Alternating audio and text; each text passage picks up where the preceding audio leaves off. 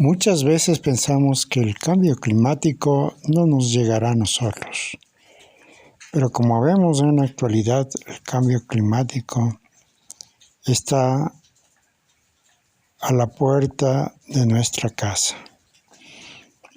Por lo tanto, debemos darle bastante importancia a este tema de actualidad.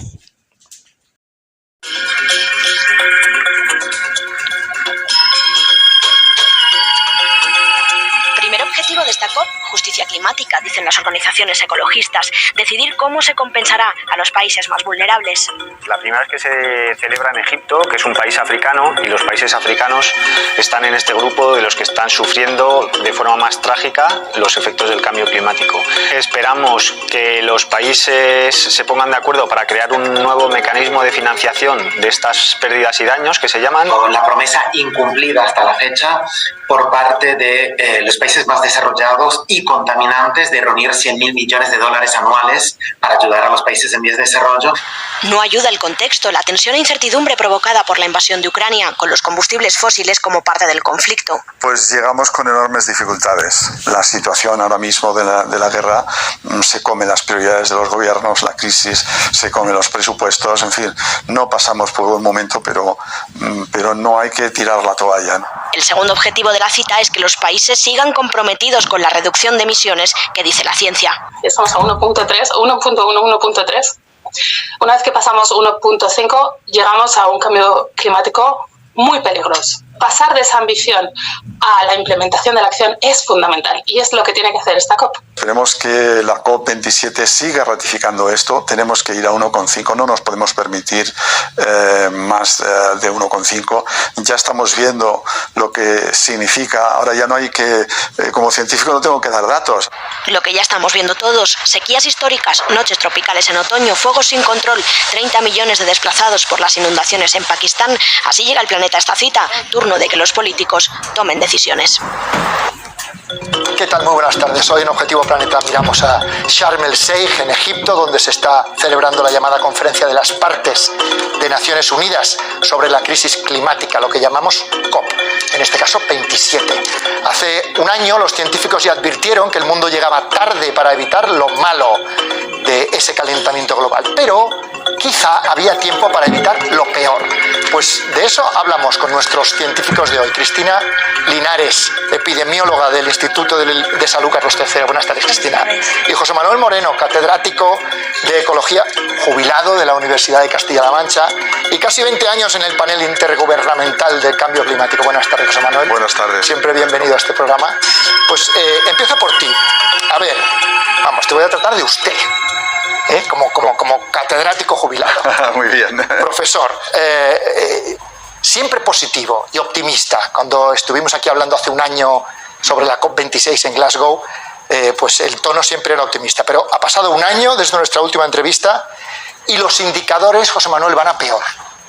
Sí, los indicadores no son buenos porque, como ha salido ahí en ese corte, la guerra ha cambiado las prioridades, pero no hay vuelta atrás y creo que la guerra va a ser la oportunidad. Europa ha descubierto que depender de los combustibles fósiles es muy mal asunto. Tenemos energías renovables a nuestro alrededor, las podemos desarrollar. Es muy costoso desarrollarlo, pero eso no nos hará dependientes de ellos y eso nos pondrá en la senda de reducir esas emisiones.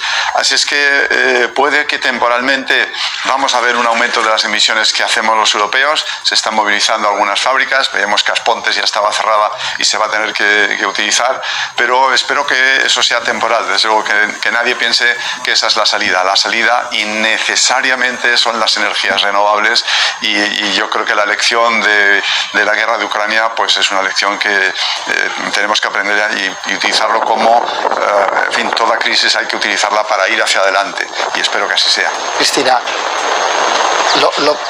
lo que dice el profesor es evidente, pero estamos viendo también que países como Alemania están girando hacia mayor consumo de gas natural, incluso carbón, para sustituir las nucleares cerradas, ¿no? Yo no sé si habrá que reabrirlas. Pues No estamos sé, ahí. Bueno, es el mal menor. Digamos, en términos cuantitativos, no sé cuánto residuo adicional puede suponer el que las centrales estén funcionando un poco tiempo. Lo que sí sé es que el carbón mata, porque el carbón es calidad de aire, que Cristina nos lo va a decir muy bien. Por tanto, en todo caso, esto tiene que ser algo transitorio, clarísimamente transitorio y temporal. Obviamente la solución no está en construir centrales nucleares ni volver a centrales de carbón. Eso no es la solución. La solución pasa de nuevo por las renovables. Las renovables hoy en día, precisamente el último informe del IPCC, del grupo 3, que es el que trata de mitigación, muestra cómo las renovables prácticamente ya casi en cualquier contexto son más competitivas que la energía fósil. Energía fósil que subvencionamos. Es decir, juega con trampa. Claro, le damos las gracias al gobierno por esos 20 céntimos que nos permite bajar la factura, pero eso no deja de ser una subvención, ¿no? Por tanto, insisto, las salidas son las renovables. Ese sol que tenemos, ese aire que tenemos, esas olas que tenemos, eso es lo que hay que rentabilizar. Cristina, tú llevas años estudiando el impacto del cambio climático en la salud. Te he oído decir alguna vez esa frase de la crisis climática. Es una crisis de salud. ¿Cómo ocurre eso?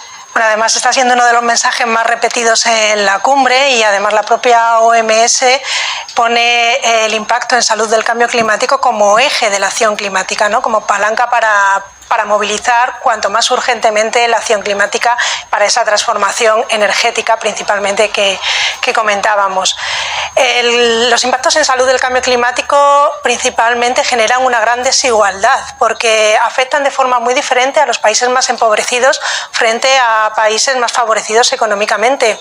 Países con menos recursos económicos pues afrontan de forma totalmente diferente la afectación a pilares tan básicos como son la disponibilidad de agua, la calidad, el suministro de alimentos, es decir, generando hambrunas, como ya estamos viendo, que se están intensificando, aumentando el problema de los migrantes por el clima, de migrantes climáticos, aumentando enfermedades de carácter gastrointestinal en las zonas más empobrecidas del mundo y, sin embargo, en los países más favorecidos económicamente, bueno, pues percibimos los riesgos de otra forma. Vemos pues la intensidad y la frecuencia de las olas de calor, como este verano pasado.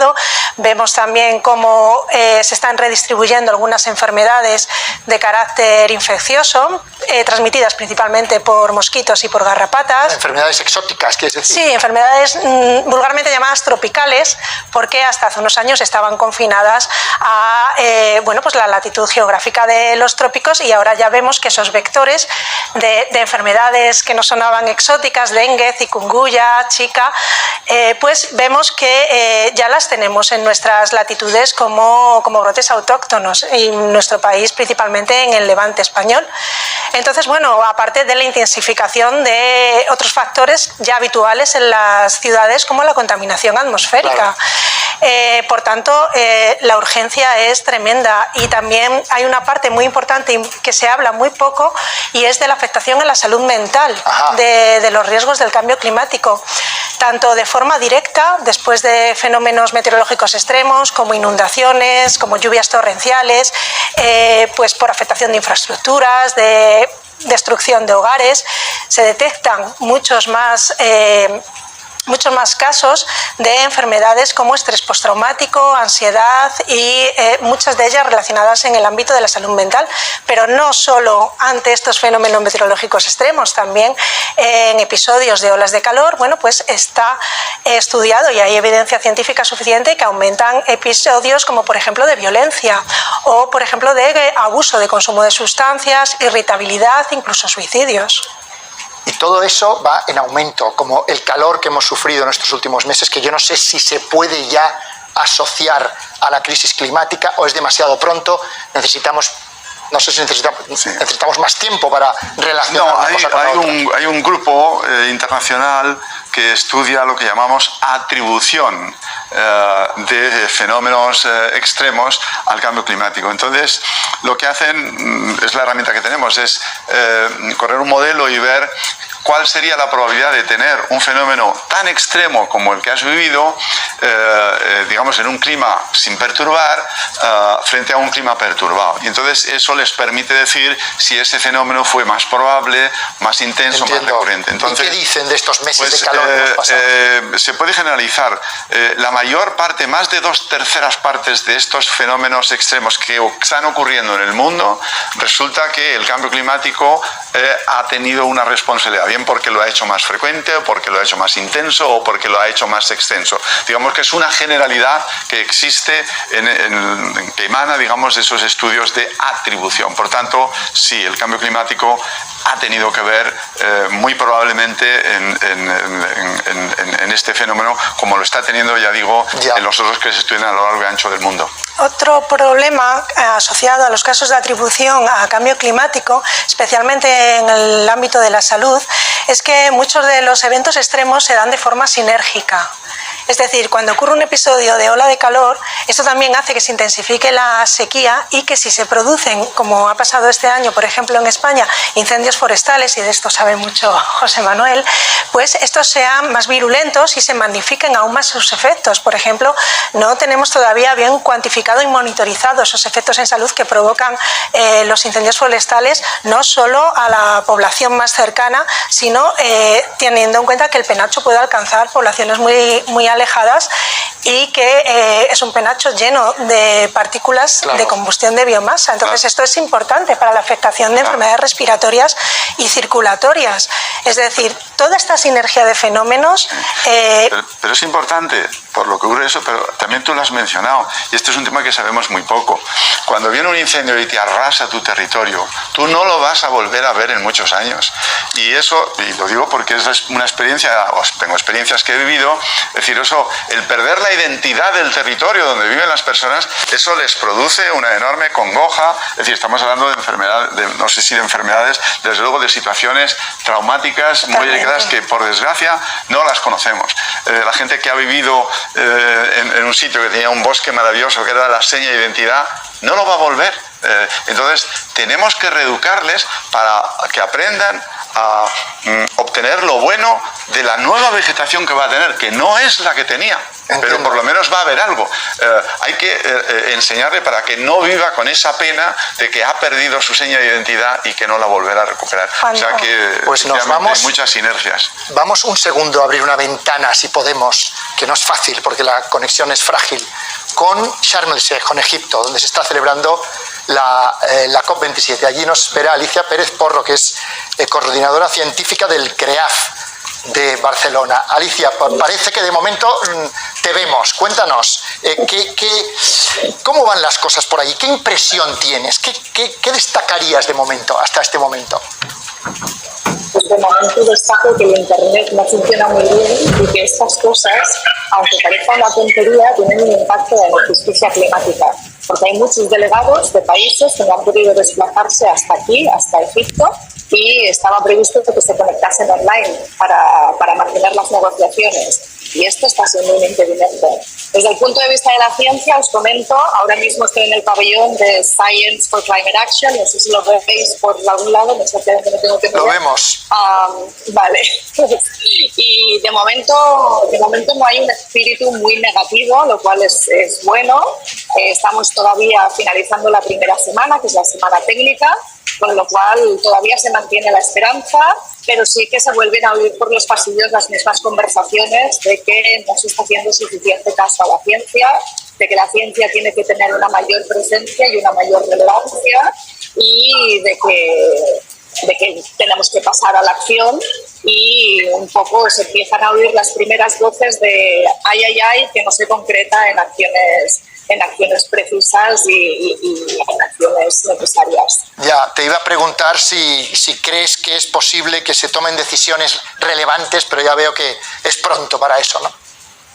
Es pronto para eso, aunque siempre se toman decisiones relevantes. El problema no es si se van a tomar decisiones relevantes o no, el problema es qué tan ambiciosas van a ser esas decisiones. Y aquí es donde está el kit de la cuestión, ¿no? Necesitamos incrementar la ambición de manera superlativa, porque si no, no llegamos. Bueno, estoy detectando, estamos hablando con Alicia Pérez Porro, que es coordinadora científica del CREAF, el Centro de Investigación Ecología de Barcelona. Alicia, estoy detectando un cambio de tono, incluso un cambio de palabras, empezando por Guterres, que estuvo durísimo en el discurso inaugural. Habló de cooperar o morir, de caos climático. También científicos que están empezando a elevar el tono, están empezando a expresar impaciencia por el hecho de que en fin, el poder político parece ignorar sistemáticamente el diagnóstico que está hecho desde hace tanto tiempo. ¿Qué percibes? Pues eso, tienes mucha razón. Tanto Guterres ha cambiado mucho el discurso, y en el tema de los científicos tenemos el movimiento de Scientist Rebellion. En España es rebelión científica, está cogiendo mucho peso y cada vez se le suman más científicas y más científicos, porque lo que hay es, se nos está acabando la paciencia. Hay que tener soluciones y decisiones informadas por la ciencia, y hay que tenerlas ahora, no vale mañana. De hecho, las tendríamos que haber tenido ayer o antes de ayer. Ahora ya la ciencia está sobre la mesa, no se necesita, siempre necesitamos más ciencia, pero la ciencia ya está aquí. Entonces, las soluciones se han puesto sobre la mesa, sabemos lo que tenemos que hacer, lo que hay que hacer ahora es hacerlo.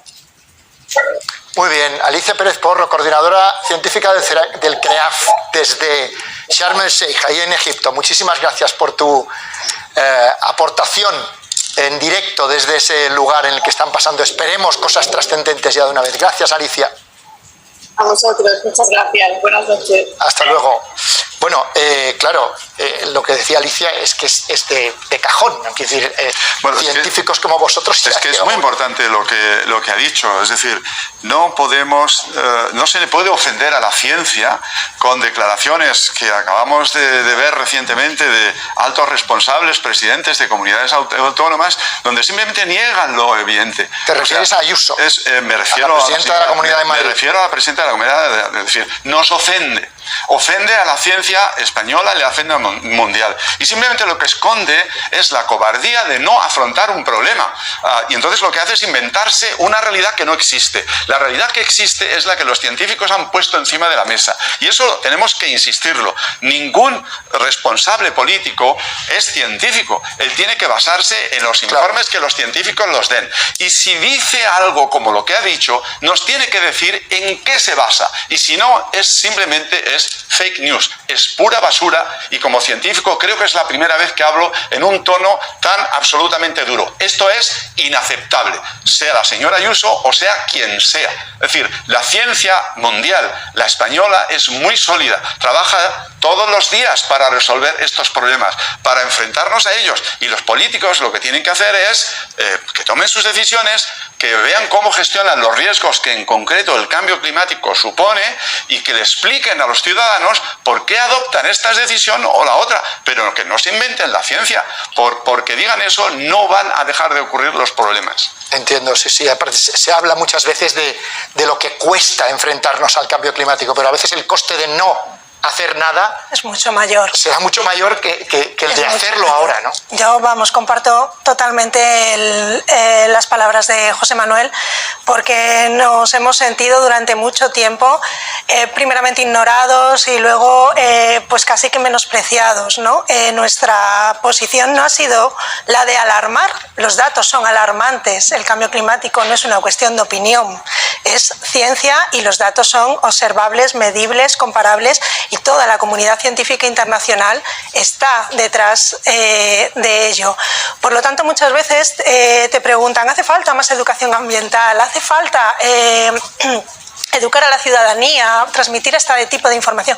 Claro que hace falta, pero yo digo, la educación ambiental tiene que salir de los colegios, tiene que llegar a los políticos, tiene que llegar a los tomadores de decisiones. En este sentido, Cristina, te vimos el otro día en el Parlamento, participando de una asamblea ciudadana.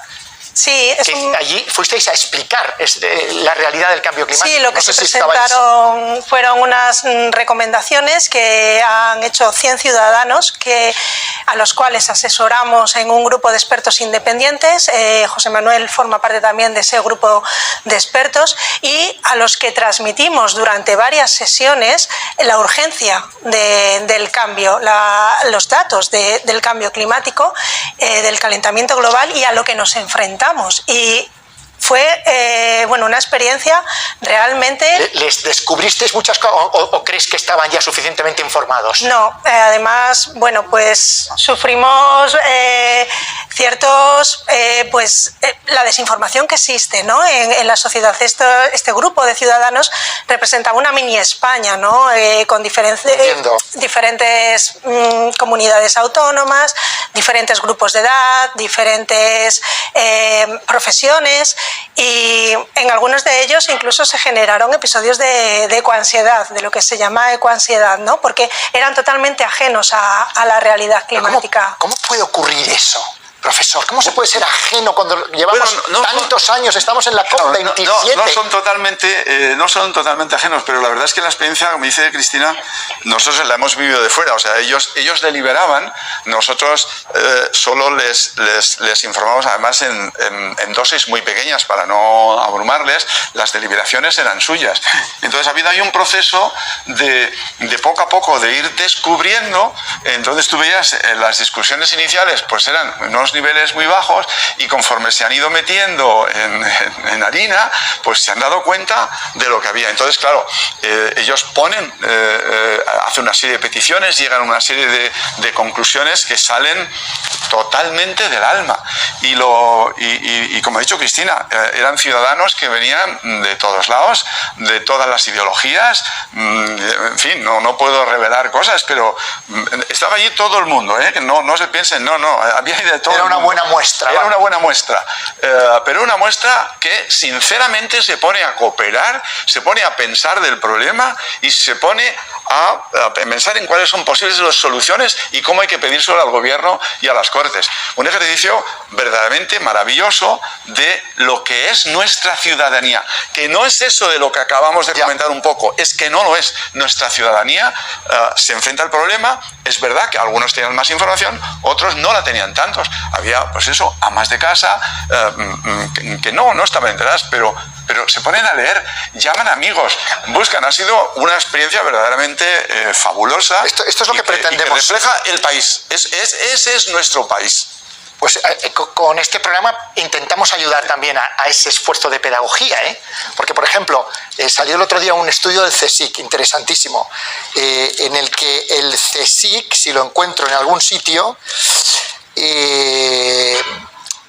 determinaba, unos investigadores que participaron en un estudio internacional liderado por estos dos investigadores, comprobaron que en el permafrost, en los suelos que deberían estar permanentemente helados y que se van deshelando con el calentamiento y que se van produciendo fuegos, pues los fuegos habían producido en 2019 y 2020 ardió casi la misma superficie que en las 4 décadas anteriores de permafrost, que no es cualquier bosque, porque son suelos que retienen suelo helado y turboso con mucho carbono al mar. Tenemos unas imágenes muy bonitas precisamente de ese estudio, que seguramente las podremos ver enseguida, ¿no? El permafrost, estamos hablando del círculo polar ártico, entiendo. Claro. Bueno, ahí las estamos viendo. Es que hay sorpresas que nos vamos llevando por el camino. Sorpresas muy desagradables. Por ejemplo, el Nord Stream, el ataque al gasoducto del Nord Stream ha arrojado a la atmósfera, me parece que del orden de 200.000 atmósferas de metano.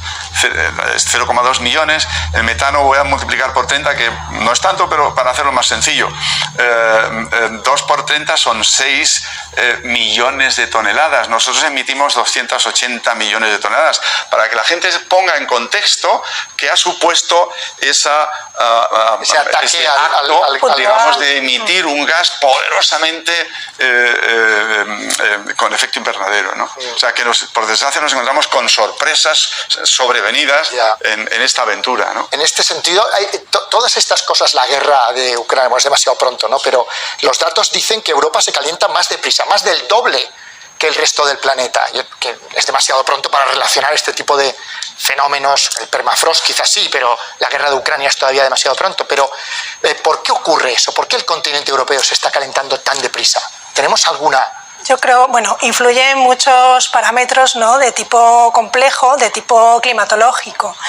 Bien, es verdad que que, por ejemplo, el área mediterránea ya ha sobrepasado el 1,5 hace tiempo, es decir, es por nuestra situación geográfica, tenemos una especial vulnerabilidad a los efectos del cambio climático. Yo siempre digo que es como hacer un zoom a los efectos generales, ¿no?, del cambio climático.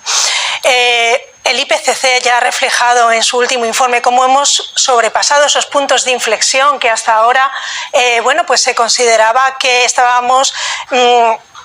que podíamos no sobrepasarlo y ya se han sobrepasado, sobre todo en biodiversidad y en cuanto a ecosistemas se han sobrepasado algunos puntos que ya son de no retorno. Hay otros temas en Egipto de enorme relevancia por lo que leo de lo que ocurre allí, que es el dinero. Claro. Es decir, la cantidad de dinero que los países ricos nos comprometimos a aportar a los países en desarrollo, a los países pobres, que era en torno de 100.000 millones, que es una cantidad que no se ha cubierto ni de lejos.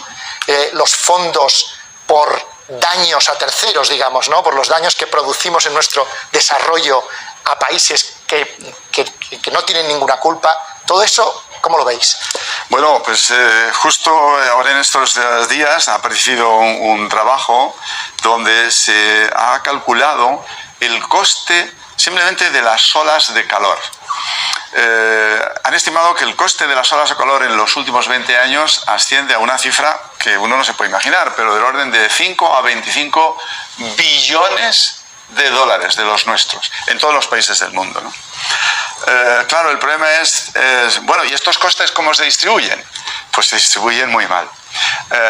Si ordenamos los países de 1 a 100 y siendo los de 100 los que ganan más dinero y siendo los de abajo pues los más pobres, pues resulta que los de arriba sufren muy poco comparado con lo de abajo. Es decir, mientras que esos efectos apenas les llegan a afectar a un 1% de su Producto Interior Bruto, resulta que los de abajo, que suelen ser los menos desarrollados, los que menos culpa tienen, los que menos culpa tienen, resulta que su influencia puede ser de hasta el 6 y más de su Producto Interior Bruto. Claro, es lo que está pasando en el Cuerno de África. Cuando allí tienes una sequía, no hay seguros para cubrir nada. El primer año lo mantienes, después empiezas a comerte las vacas, y cuando ya te has comido las vacas, después aunque llueva y aunque vuelva a haber pasto, como te hayas comido las vacas, ¿qué haces? ¿Converte todo el pasto o cuánto tiempo te va a llevar a volver a recuperar? Claro. O sea, el impacto de esos fenómenos extremos es muchísimo mayor, ¿no? Y de eso es lo que se está discutiendo allí, precisamente el ver mecanismos de cómo financiar esto. Claro, esto es muy complejo, porque eso puede ser una puerta abierta para financiar cualquier cosa. No me gustaría estar en esas negociaciones, sinceramente, porque es una negociación donde se tiene que atar muy mucho exactamente qué es lo que se va a financiar, pero no podemos seguir ignorando a esos países, porque si los ignoramos, los vamos a tener a la vuelta de la esquina, los vamos a tener en nuestra puerta. Así es que, aunque solo fuese por egoísmo propio, en interés propio, más vale que les ayudemos, ¿no?